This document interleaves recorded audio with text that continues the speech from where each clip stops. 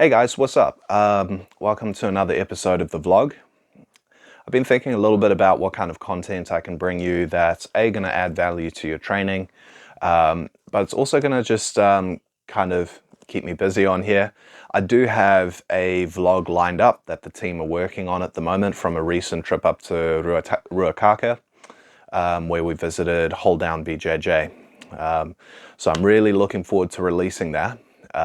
In the meantime, while that's being edited, I want to do a little bit of a series of shorter videos here that I'm going to categorize as how to learn effectively in BJJ. I'll think of a better title for it, but essentially what I want to do is tie a bunch of shorter videos together that discuss training methods, and not just training methods like physically in the gym, but how to effectively study BJJ. I've been a teacher, a high school and secondary teacher, for a decade now, which is crazy to think about. I started teaching in 2013, and a lot of what really interests me about teaching is pedagogy, metacognition, and learning how to learn would essentially be the best way to describe that. So when it comes to teaching and the teaching profession, there are a lot of different philosophies and ideas about how to approach strategies for best learning. Pedagogy refers to methods of teaching. Metacognition is kind of like learning how to learn. So one of the things that I do feel like is missing pretty clearly in the Jiu Jitsu space is how to learn about Jiu Jitsu. I mean, often it's a case of, oh, okay, well, I'm going to turn up to training today and I'm just going to repeat the move, or, whether it's ecological approach or not. I feel like that the whole ecological versus drilling thing has been a big topic recently. There's been a lot of debate about it. But one of the big kind of underlying themes of that debate is that it's different methods of learning, different methods of acquiring this extremely challenging skill, which is Jiu Jitsu and this martial art.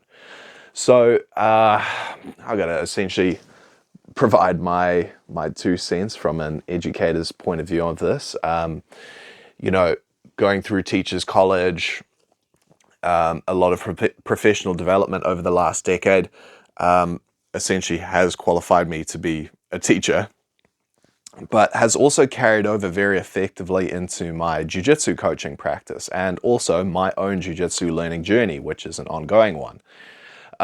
So in this episode, the first episode of this series, I want to talk about the skill of note-taking. Now, this is something that I've been doing since I was a white belt. Even before doing jiu-jitsu, even before becoming a teacher, was a writer. I wrote for publication, I wrote creatively and professionally as well.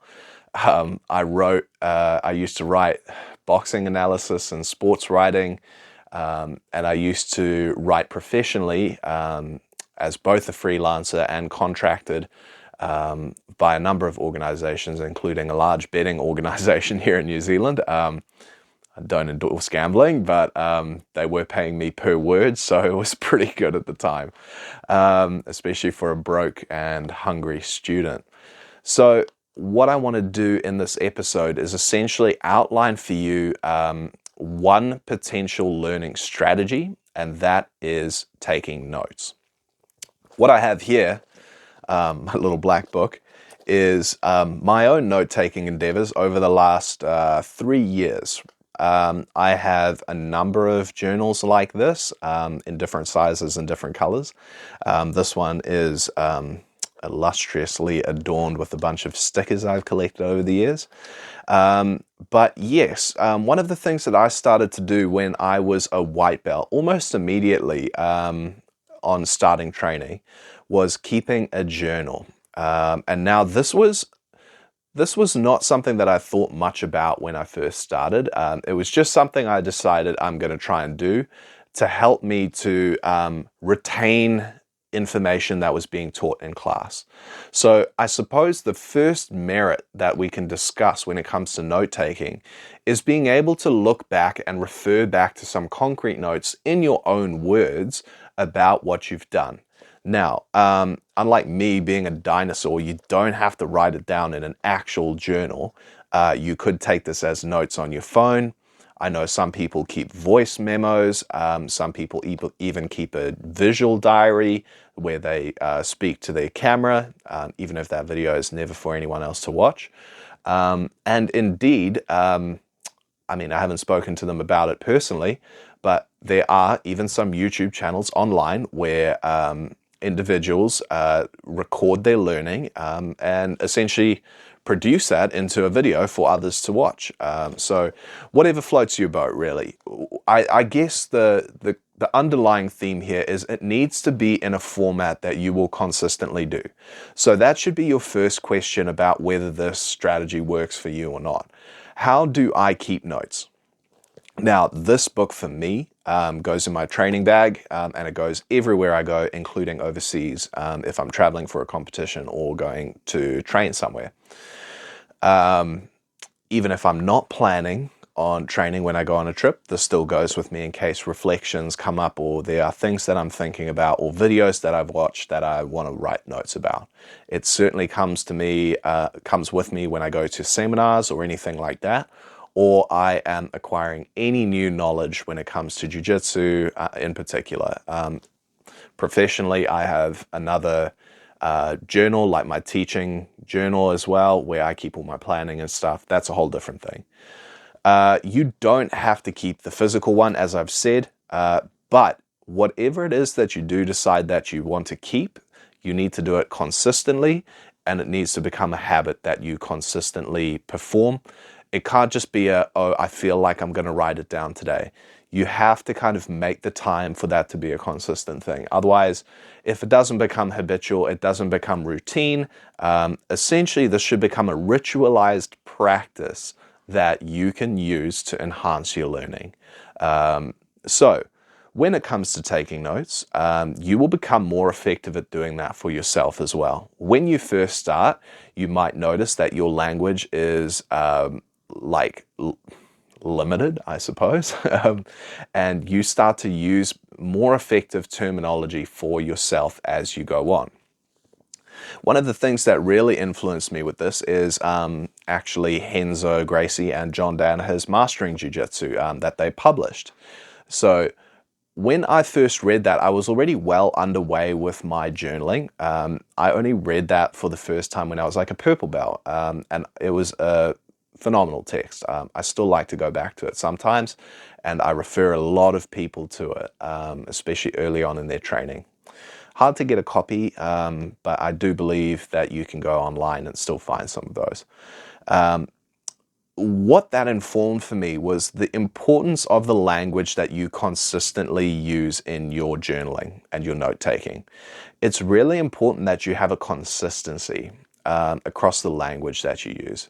I know that John and Eddie Bravo and anyone essentially who has systematized Jiu Jitsu has their own kind of language around it.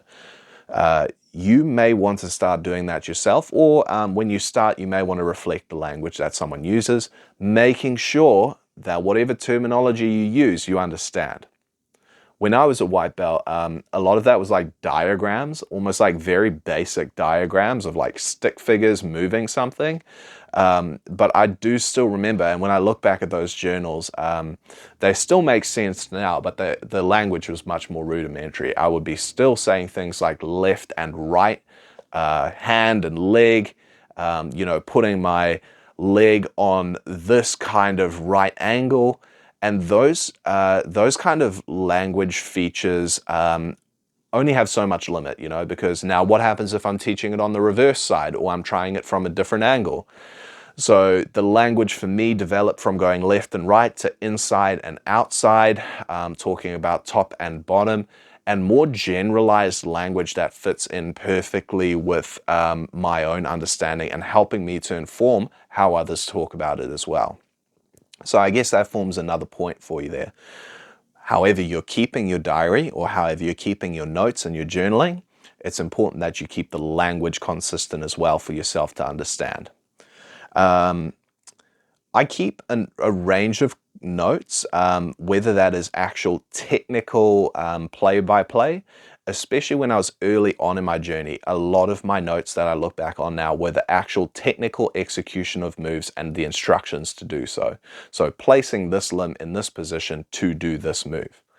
As I moved away from that, and there reaches a stage where you stop seeing new moves and it starts to become this you're scraping for smaller and smaller margins. I was starting to think about the reflections after competitions and writing those down, setting specific goals for competitions as well and writing those down and reflecting on them afterwards. That then started to move into some more conceptual musings, I suppose, if you want to call them that. Things like what's a good example of this?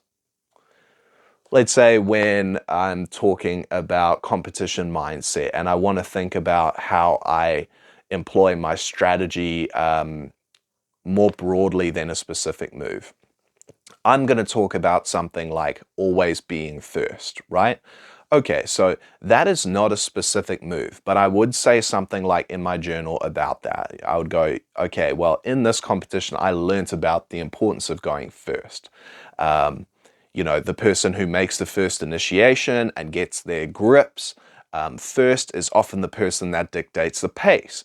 So that might be a note that I then take down and then I can reflect upon that in certain scenarios. Whether it's the gi, no gi, submission attempt, or whatever the case is, you can then apply that concept back down to what you've done in earlier entries and in later entries. And, it kind of fits in as a Lego piece or like a puzzle piece into your greater understanding of what this sport is.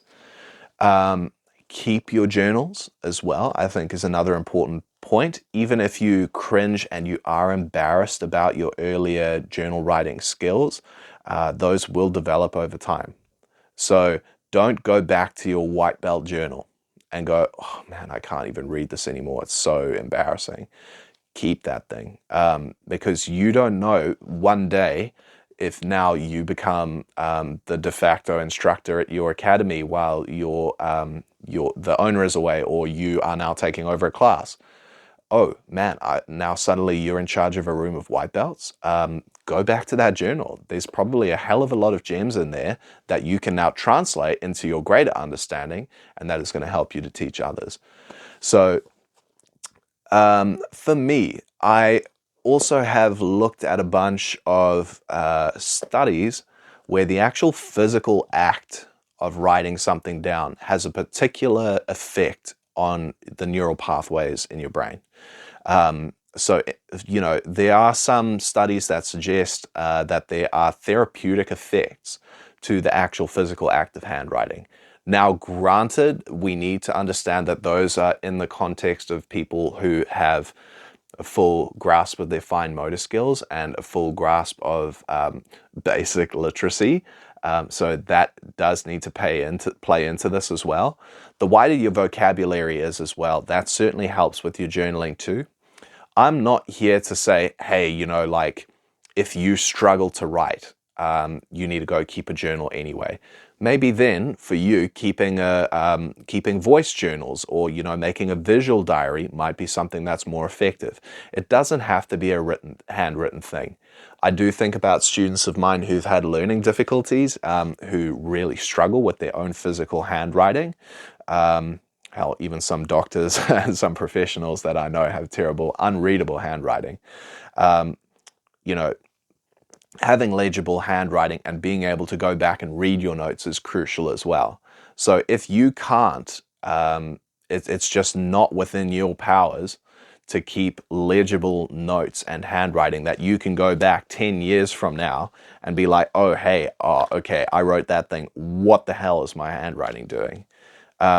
If you can't do that, then maybe think about, notes on your phone. I know a lot of people keep that notes app pretty busy. I don't necessarily like to do that myself. However, if on the rare occasion I haven't actually had my diary with me, I will pick up my phone and use my like Google Docs to keep a record. So those are some of my suggestions about the methodology behind how you should keep your journal. And I'm a really big advocate for this method. It fits into the larger picture as well. As I will discuss later in the series, you know, you might be doing some match study. You might have opened YouTube and watched a particular match of somebody's, and then you might write down some notes while you're doing that.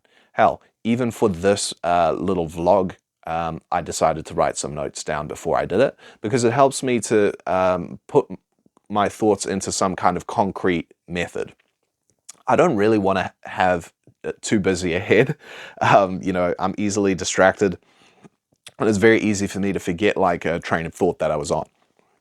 So if in the busyness of our skulls, something comes up and I go, oh, interesting idea, I'll write it down as a reminder. And then I might go later on and watch some match footage, or I might go, oh, you know, I need to go and look at this DVD to solve this problem. Or whatever the case is, a journal is a very effective way of doing that. I know especially as we move into the more modern era, journaling is it's kind of becoming a bit of a luxury that some people see as this mindful exercise rather than something that has a concrete use. I'm a firm believer that it can bridge both. As a mindful exercise, journaling can be something that's really good for decluttering your thought process in your brain. However, on the other hand, when it's doing something practical, like the study of Jiu Jitsu or any other subject that you're doing, keeping notes that you can refer back to is a majorly useful skill. Whether it's in Jiu Jitsu or it's in the classroom, that's a skill that I try to make my students practice and I really strongly advocate for. A lot of the time these days, God, I sound like such a boomer when I say that, but in the modern world, in education, it is very easy for us to become the passive learner. Even in a jiu-jitsu gym, in our studio when we rock up and class is on, it's very easy for us to just sit back and go, okay, well, I'm just going to listen to whatever my coach says, I'm going to repeat it, and then I'm going to go away believing I've clocked it. It doesn't work like that. It doesn't work like that. Consolidating knowledge takes so much more than just the physical repetition. Okay, I can go and teach kids to rote learn a whole bunch of words. It doesn't mean that their vocabulary is any better. Their employment and use of that word is now no better than before when they didn't even know the word, unless I teach them the context, unless they're engaged, and unless they're actually trying to use those words. Now, if we just remove that context and put it in jiu-jitsu and I go, here's an armbar, okay? They go and repeat the armbar 100 times. It doesn't mean that they know how to do an armbar against everyone in every role. The only way you can get to doing that and being efficient at applying that armbar is by going and actually practicing it, failing it, knowing the failure points, knowing the success points. Now, to do that over a long period of time, let's say 10 years, you are going to forget some applications of that armbar. Once again, that's another reason that I advocate for taking notes. You can start to build a really kind of comprehensive database, I suppose, if you want to call it that, about your training by journaling effectively. I've seen some people who try to keep a spreadsheet, you know, where they're like, oh, well, I did X number of minutes of jiu-jitsu today. I tapped X amount of people. I did this. Oh, my heart rate was at this. That's all good on its own as like data storage. But unless you start to do some interpretation, it's just raw data. So when it comes to journaling, you can't just be like, oh, well, I did 10 rounds today. I trained twice. I drilled for 20 minutes. Okay. Yeah, fucking great. That doesn't do anything for you. It's when you start to go, in those 5 rounds of training that I had at lunch class, I tried an armbar in every roll. 6 times it was successful and 6 times it failed. Sorry, I'm just throwing some contrived numbers out there, but just bear with me, right? The times that this armbar failed, this happened.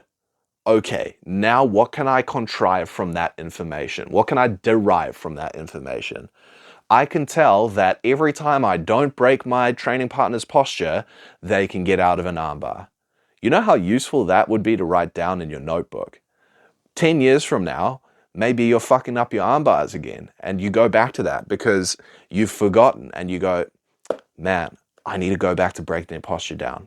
Okay, so yes, I'm using this one example, but the more complex moves get, the more complex sequences of moves get, the more complex your responses from your training partners get, there's such a volume of information coming in that trying to keep it just in your head and be an encyclopedia for that knowledge is a surefire way to forget stuff, right? I'm sure we've all had that coach over the years who's probably forgotten more about Jiu Jitsu than they can ever teach us, right? Now, the other problem there is we have this kind of concept of the decay of information over time. This is where I start to try and interpret what a lot of our old school jiu-jitsu practitioners say when they talk about the dilution of the sport. You know, as a newer practitioner myself, I mean, a decade in this sport is like a drop in the bucket. I mean, some people that are my coaches were fighting before I was even out of short pants. So, you know, like I try to think about the transmission of their knowledge to me and what has fallen through the cracks there. We can define that as entropy, I suppose, and like that information decay over time. I don't really want, when I now go and teach someone, for information to have fallen through between my coach and myself and now me and somebody else. Because then, yeah, we do see the dilution of the sport. If they had an effective armbar, I have a less effective armbar because they lost some info. I'm going to teach an even less effective armbar than the one that I know because of the decay of information in between both parties. So, coming back to notes, it's a very effective way of when you see, oh man, that was the optimal application of this move. And I write my notes down and I go, to make a triangle work really well, I need these factors. Okay? I write that down. When I now convey that, I don't miss any of those factors because it's not just, I'm not relying on the leaky vault that is my brain to remember that. It's written down. So, perfect examples of this is when, you know, I was fortunate enough to go to Texas and train at Roca with John and the team. And George St. Pierre was there and he showed his double leg, right? He's got a very specific and very effective way of running his double leg. As soon as I got home, I went and wrote those down. Now, that's been 2.5, almost 3 years. But I can go back to the exact page and the exact date because I dated it. And I can go and look at how he ran that and the specific details he went through. And I can go and do my best to emulate the exact version on those notes because I wrote them down concisely.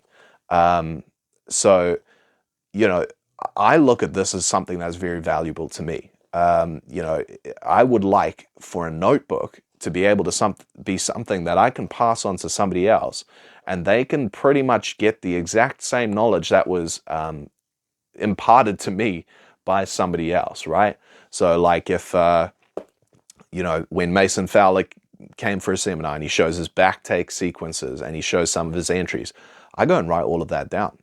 Now, when somebody asks me, well, what are some ways in which I can take the back? I can go, well, here's how Mason does it. Here are some other things I've seen. Hang on, let me go back and check my book and I'll get back to you later.